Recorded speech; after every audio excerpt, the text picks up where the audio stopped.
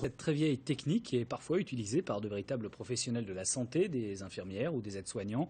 Plusieurs d'entre eux suivent en ce moment une formation à l'hypnose à Vaisseau, en Ardèche. Bérangère Bourgeot, Nicolas Ferraud. Continuez à être dans cet endroit de plus en plus confortable, agréable, de plus en plus détendu, de plus en plus loin, en dehors du temps, en dehors de l'espace. Depuis 10 ans, Christophe Chaumet aide ses clients à expliquer par l'hypnose leurs angoisses, leur mal-être ou leurs simples questions existentielles. Être hypnothérapeute, c'est soigner les gens avec l'hypnose. L'hypnose étant un outil qui permet d'accéder à l'inconscient, de travailler directement avec l'inconscient.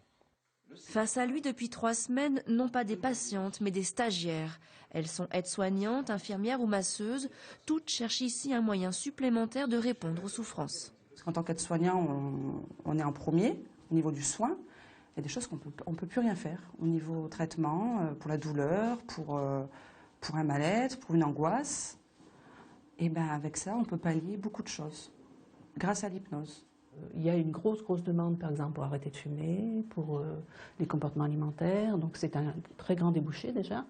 L'hypnose est peu reconnue, à la mode ou totalement décriée selon les époques. Cette pratique revient depuis les années 90. Personnellement, ça a été une expérience très surprenante parce que je me suis rendu compte que j'étais tout à fait consciente, que je n'étais pas un objet, qu'il n'allait pas me manipuler du coup, qu'il n'allait pas me programmer comme il voulait non plus.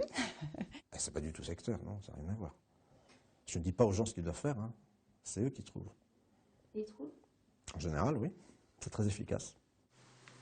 Et pendant que tu regardes ces images et que tu respires de plus en plus tranquillement et profondément. Il reste encore 3 semaines de formation à ces stagiaires pour peaufiner leur pratique et acquérir les clés de votre inconscient. À suivre dans ce 19-20.